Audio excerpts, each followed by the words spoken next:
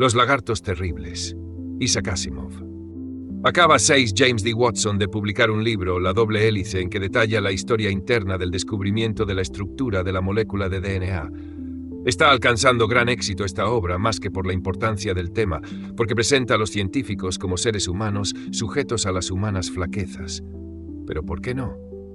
Una inteligencia preclara no es forzoso que vaya siempre unida a un gran espíritu. Entre los científicos hay bellacos, como en cualquier otro grupo. Mi candidato predilecto para un puesto eminente en la bellaquería científica es Sir Richard Owen, zoólogo inglés del siglo XIX. Fue el último de los filósofos naturales de primer orden, que aceptaban las ideas místicas del naturalista alemán Lorenzo Oken. Creían ellos en el desarrollo evolutivo por vagas fuerzas internas que guiaban a las criaturas hacia ciertas metas especiales. Cuando en 1859 Carlos Darwin publicó El origen de las especies, en que presentaba pruebas de la evolución por selección natural, Owen quedó horrorizado. La selección natural, tal como la describía Darwin, era una fuerza ciega que transformaba las especies actuando sobre variaciones casuales de los individuos. No podía Owen aceptar la evolución por efectos casuales y se opuso a Darwin, con todo derecho, naturalmente. Era hasta deber suyo científico impugnar sus doctrinas con todas sus fuerzas. La interpretación de Darwin, como toda interpretación científica, tenía que sobrevivir a los combates librados en el palenque intelectual, y ninguna arma honrada es ilícita en esos combates. Ninguna arma honrada. Owen escogió la de criticar el libro de Darwin en todos los diferentes artículos que logró publicar. Eligió presentar anónimas esas recensiones, citando extensamente sus propios trabajos con exaltados elogios para aparentar que los impugnadores eran muchos. Eligió dar un extracto nada fiel del contenido del libro, ridiculizándolo en vez de aducir objetivamente argumentos adversos.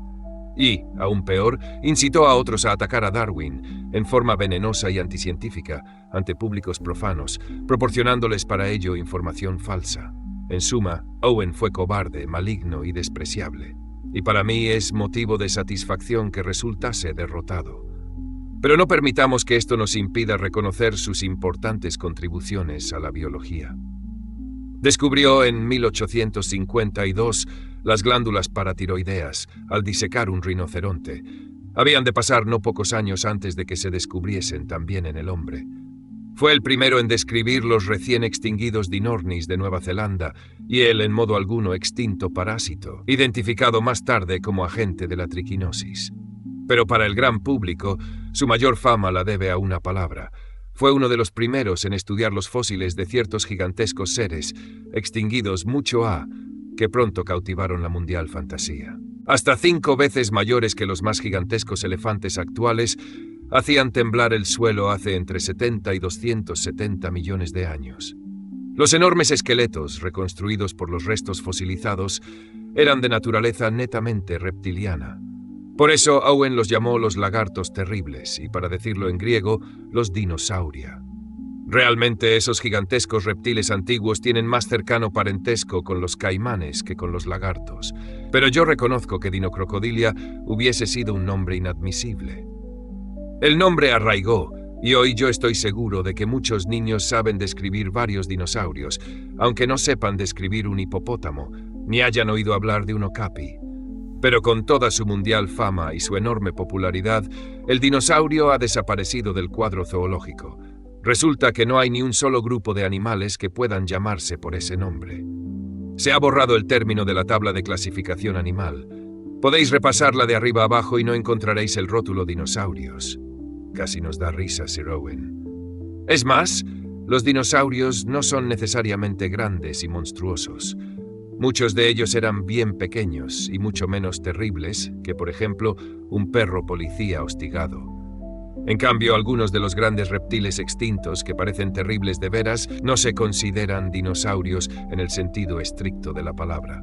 Abordemos pues el tema de los lagartos terribles y veamos lo que eran y lo que no.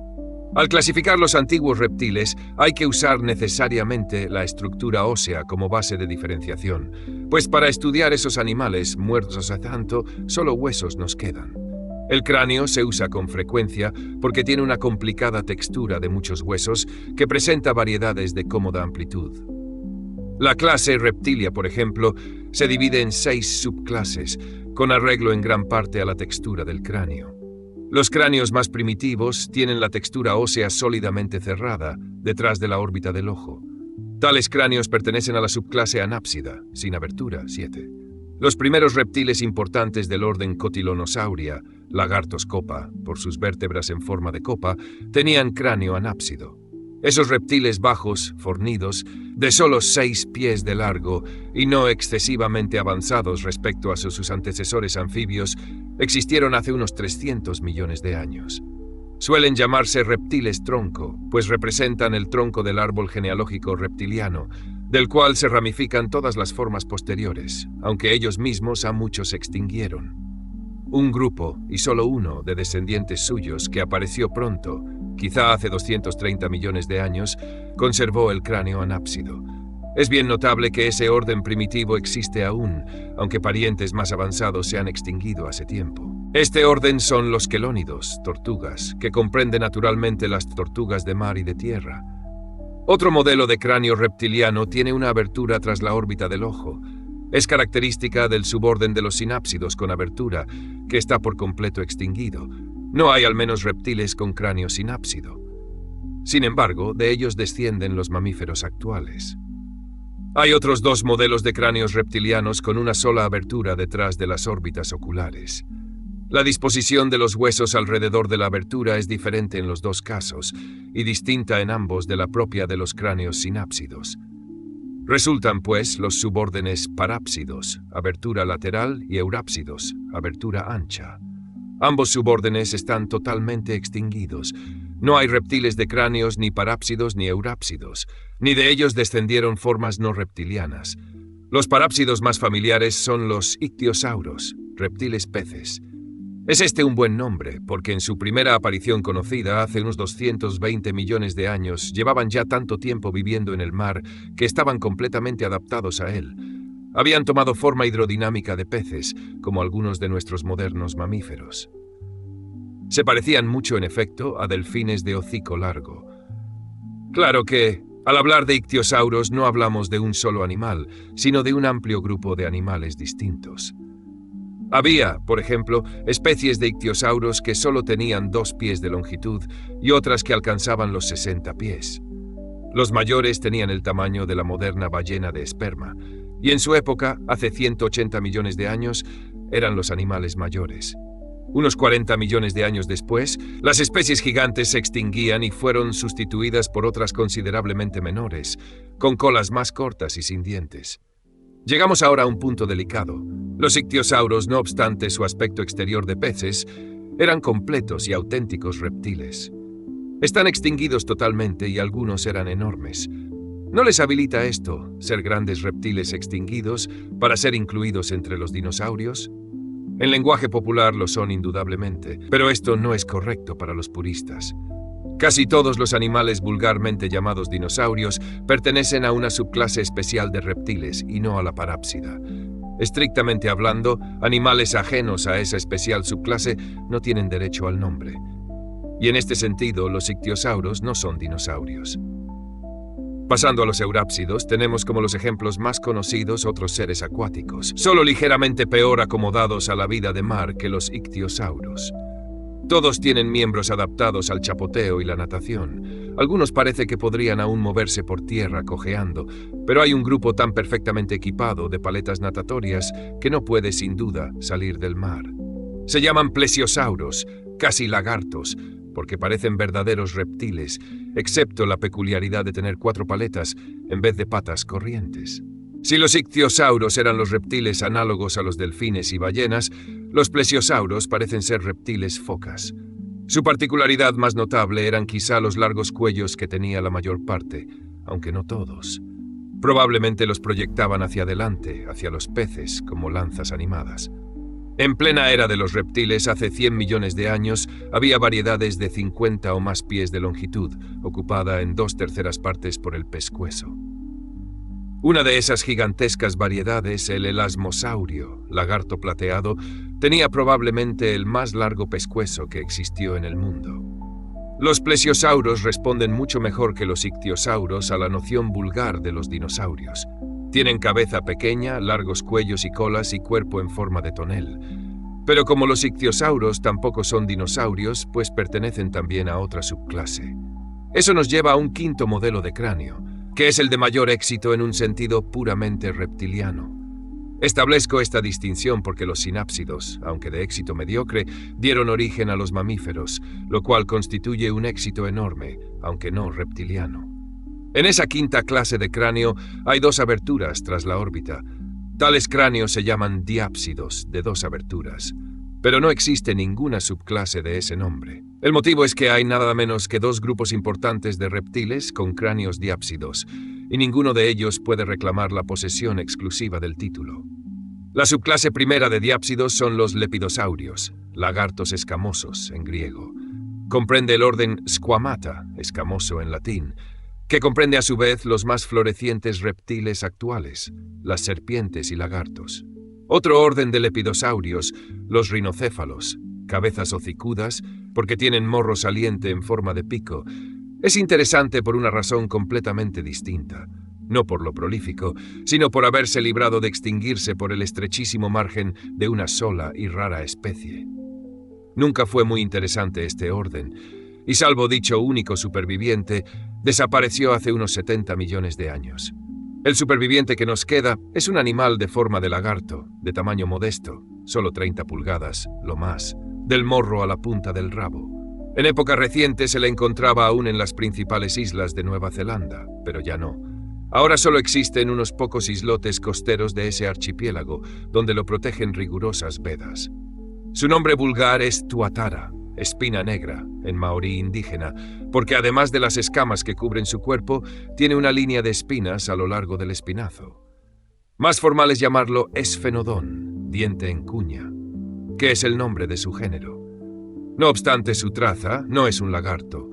Presenta en el cráneo un arco óseo que no tiene lagarto ninguno, primera indicación para sus primitivos disectores de que tenían entre manos algo no usual.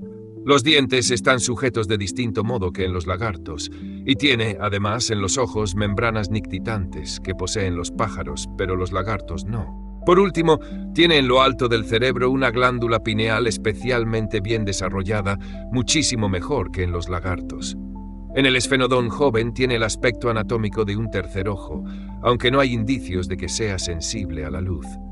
La segunda subclase de los diápsidos son los arcosaurios, reptiles dominantes, y a esa subclase y solo a ella, como indica el nombre, es a la que pertenecen los dinosaurios. Claro que podríamos detenernos a preguntar por qué se hacen dos subclases de seres que tienen todos cráneos diápsidos. Bueno, hay otras diferencias. Por una parte, los arcosaurios tienen los dientes insertados en alvéolos, y los lepidosaurios no, con una excepción muy nimia. Esto a un profano le parecerá quizá una diferencia insignificante, pero no lo es. La mejora del poder de la dentadura es tal que los arcosaurios fueron en una época la más floreciente de todas las subclases reptilianas. Además, una distinción de esas suele implicar una serie entera de distinciones. Los arcosaurios más primitivos constituyen el orden Cecodontia, dientes en alvéolos, y de ellos proceden todos los demás arcosaurios, aunque ellos mismos se extinguieron ha mucho. Muchos de los tecodontes eran más bien pequeños y adoptaron posición bípeda. Las patas delanteras se redujeron de tamaño y las traseras se agrandaron y fortalecieron, y se desarrolló una larga cola para el equilibrio. Venían a parecer reptiles canguros, pero ciertos tecodontes más pesados y torpes se vieron obligados a seguir en cuatro patas y desarrollaron el orden de los crocodilia, supervivientes hasta hoy, como es sabido. Los caimanes y cocodrilos son los únicos reptiles actuales de la subclase Archosauria, a la que pertenecían los dinosaurios. Y sin embargo, los cocodrilos no se consideran dinosaurios, a pesar de ser sus más próximos parientes actuales. Los dinosaurios están restringidos a dos órdenes y solo a ellos dentro de la subclase. Los caimanes y cocodrilos están fuera de esos dos órdenes y, por consiguiente, no son dinosaurios. Más espectacular es otro grupo de descendientes de los tecodontes, que constituyen el orden Pterosauria, lagartos alados. Esos eran más ligeros aún. Desarrollaron largas y finas membranas apoyadas en pequeños dedos alargados. Hicieron de ellas alas y fueron los únicos reptiles que se entregaron al auténtico vuelo. Los primitivos pterosaurios tenían largas cabezas con agudos dientes y también largas colas. Los posteriores crecieron, tenían colas mucho más cortas y a veces carecían de dientes por completo. Hace como 150 millones de años surcaba los cielos el mayor de todos los pterosaurios. Era el pteranodón, de unos 20 pies de envergadura y con un cráneo con larga cresta de unos 3 pies de extremo a extremo. Pero no fueron los pterosaurios los únicos descendientes de los tecodontes que aprendieron el secreto del verdadero vuelo.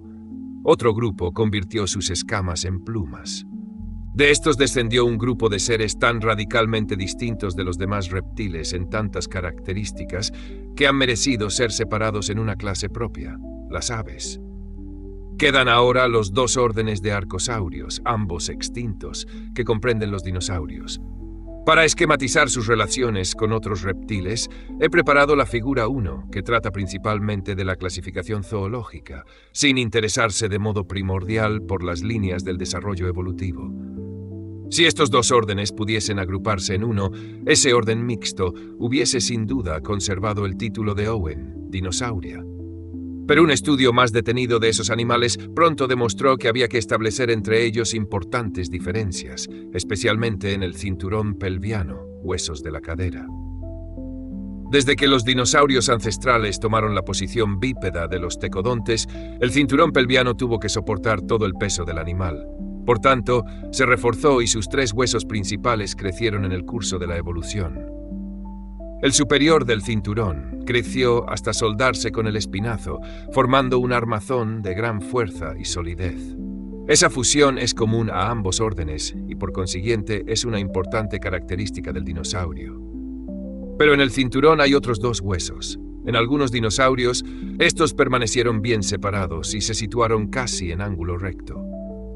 Esto semeja algo la situación en los lagartos vivientes, y todos los dinosaurios que la presentan se incluyen en el orden Saurischia, cadera de lagarto. En los dinosaurios restantes, los 2 huesos inferiores del cinturón pelviano se alinean casi paralela y oblicuamente hacia atrás. Como tal disposición se parece a la de las aves, estos constituyen el orden Ornithischia, cadera de ave. Y no es insignificante esta distinción en términos zoológicos. Tan notoria es que, una vez explicada la diferencia entre ambos cinturones pelvianos, cualquiera puede decir si un dinosaurio pertenece a un grupo o a otro, con una rápida ojeada al esqueleto. Ese es el motivo de que dinosaurio no sea ya término zoológico oficial. Puede hablarse y se habla con frecuencia de dinosaurios saurisquios y dinosaurios ornitisquios, pero es más correcto hablar de saurisquios y ornitisquios, omitiendo por completo la palabra dinosaurio. Primero alcanzaron su apogeo los saurisquios. Se dividen en 2 subórdenes: Theropoda, pies de res, y Saurópoda, pies de lagarto, porque en el número de los huesos del pie, los primeros se parecen más que los segundos a los mamíferos. Más sencillo para distinguir los 2 subórdenes es recordar que los terópodos son bípedos y los saurópodos cuadrúpedos. Los más primitivos terópodos eran, por cierto, muy semejantes a los tecodontes, ligeros y pequeños bípedos, adaptados a la carrera rápida. Eran los Coelusauria, lagartos huecos, de huesos realmente huecos, para aligerar el armazón corporal. Muchos de estos eran bien chicos, y uno, el Compsognato, quijada elegante, por lo pequeño y delicado que era, venía a tener solo el tamaño de un pollo y era el menor de los dinosaurios conocidos. Sin embargo, las especies manifestaban una tendencia general a hacerse mayores al correr el tiempo, quizá porque la creciente competencia entre los distintos dinosaurios favorecía cada vez más a los fuertes. Hacia fines del período Cretácico, hace 80 millones de años, se habían desarrollado coelusaurios del tamaño de avestruces. Uno de ellos tenía casi exactamente el tamaño y forma de un avestruz, con cabeza pequeña, luciendo un pico córneo desdentado, largo cuello y poderosas patas. Aunque tenía antebrazos con dedos prensiles, en vez de alas cortas rudimentarias y una larga cola en vez de plumas, se le llama Ornithomimus, imitapájaros. Otra serie de terópodos fueron los carnosaurios, lagartos carnívoros, llamados así porque lo eran característicamente. En realidad lo eran también los coelusaurios, pero el aspecto físico de los carnosaurios lo hacía resaltar de un modo mucho más horrible. Los carnosaurios conservaban la posición bípeda, pero en volumen sobrepujaron con mucho a los coelusaurios. Al final del período Cretácico alcanzaron su culminación en el tiranosaurio, lagarto amo, cuya cabeza, de 4 pies de largo, iba elevada unos 19 pies sobre el suelo. La longitud total de su cuerpo, del hocico a la punta del rabo, andaría por los 50 pies, pero sus patas delanteras eran minúsculas, no más largas que las de un hombre, y demasiado cortas para servir para nada. Ni siquiera llegaban a la boca. Pero las mandíbulas del tiranosaurio podían arreglárselas sin ayuda. Sus múltiples dientes tenían hasta 6 pulgadas de largo, y es claro, solo por el esqueleto, que era el monstruo más alucinante que hizo jamás temblar el suelo. Es el mayor carnívoro terrestre conocido, tan enorme al menos como los mayores elefantes, por otra parte herbívoros. Los colosales muslos del tiranosaurio muestran claramente que se acercaba a los límites prácticos para la posición bípeda. Los saurópodos eran animales gigantescos y los más familiares, al parecer, de los dinosaurios. Eran de conformación superelefantina, con largos cuellos por un lado y largas colas por el otro. Parecían en verdad colosales serpientes, que se hubiesen tragado sendos elefantes gigantescos, cuyas patas, como enormes columnas asomando fuera de las serpientes, marchasen arrastrándolas. Hay claras señales de la ascendencia bípeda de los saurópodos, aunque marchasen tan pesada y difícilmente en 4 patas. La mayor parte de las veces las delanteras quedaban más cortas que las traseras, de modo que el lomo ascendía oblicuamente, alcanzando una cúspide en las caderas. El más largo de los saurópodos era el Diplodocus, doble viga. Se han encontrado ejemplares que medían cerca de 90 pies, del hocico al extremo de su larga cola de grosor decreciente. Jamás hubo animales más largos, salvo algunas de las mayores ballenas. Pero el Diplodocus era de conformación esbelta y distaba de ser el dinosaurio de mayor peso. El Brontosauro, lagarto del trueno, aunque más corto, pesaba más, acaso hasta 35 toneladas. Más pesado aún era el Brachiosaurio, lagarto con brazos, llamado así porque en el curso de su evolución sus miembros delanteros habían terminado por desarrollarse hasta el punto de superar a los traseros en longitud. Podía pesar hasta 50 toneladas, y es el animal terrestre más enorme que ha existido nunca. Mas es difícil asegurar hasta qué punto está justificado decir animal terrestre.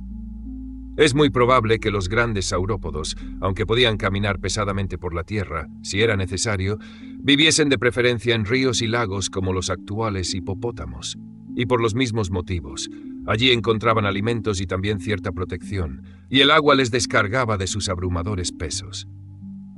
Los ornitisquios, el más especializado de ambos grupos, no aparecieron en su propio ser hasta hace unos 150 millones de años, docenas de millones después que los saurisquios estuvieran ya desarrollados en variedad de florecientes formas. Los ornitisquios eran herbívoros, y sus representantes más pequeños conservaban también la posición bípeda de los primitivos antecesores dinosáuricos, aunque sus miembros anteriores nunca se achicaron tanto como en los bípedos saurisquios. Eran típicos los dinosaurios de pico de ánade, que desarrollaron una mandíbula ancha y chata para manejar su dieta vegetal. El mayor de ellos, el anatosaurio, lagarto ánade, tenía 18 pies de altura. Visto de prisa y de lejos, podía parecerse a un tiranosaurio, pero era completamente inofensivo, a menos que alguien le pisase o le cayese encima. La mayor parte de los ornitisquios se protegían contra los carnosaurios desarrollando corazas de una u otra clase. Uno de los más conocidos es el estegosaurio, lagarto con tejado. Recibe ese nombre porque su esqueleto se encontraba en relación con grandes placas óseas, que al principio se supuso que protegían su espalda como las piezas de un tejado. Estudios más detenidos mostraron que estaban de punta en una doble fila, desde el cuello al arranque de la cola, mientras que la punta de esta estaba armada de 2 pares de largos y agudos espigones óseos. El estegosaurio presentaba claras muestras de posición bípeda ancestral, pues sus patas delanteras eran poco más de la mitad de largas que las traseras. Su diminuta cabeza contenía sesos no mayores que los de un pollo actual, aunque tenía 30 pies de largo y pesaba más que un elefante. El estegosaurio es el colmo de la escasez de sesos dinosáurica.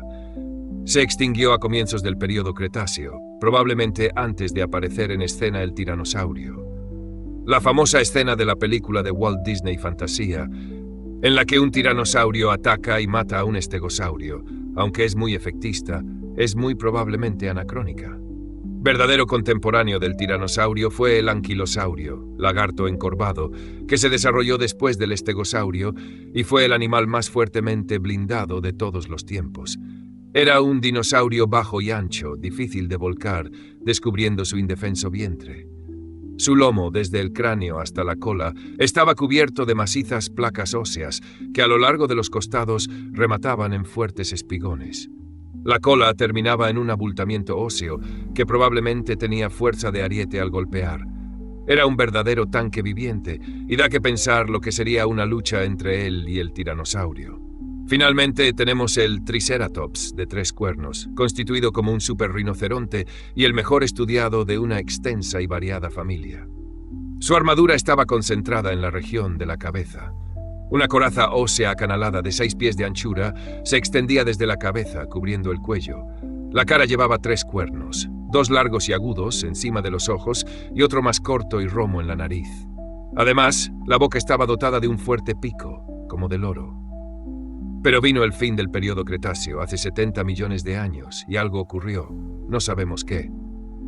Todos los dinosaurios que existían entonces, tanto saurisquios como ornitisquios, desaparecieron en un plazo relativamente corto, como de un par de millones de años, y también los imponentes reptiles no dinosaurios, los ictiosaurios, plesiosaurios y pterosaurios, y también algunos espectaculares animales no reptiles, como los invertebrados amonites. Para explicar esto ha habido tantas teorías como paleontólogos, y últimamente se ha publicado una especialmente interesante que examinaremos en el capítulo siguiente.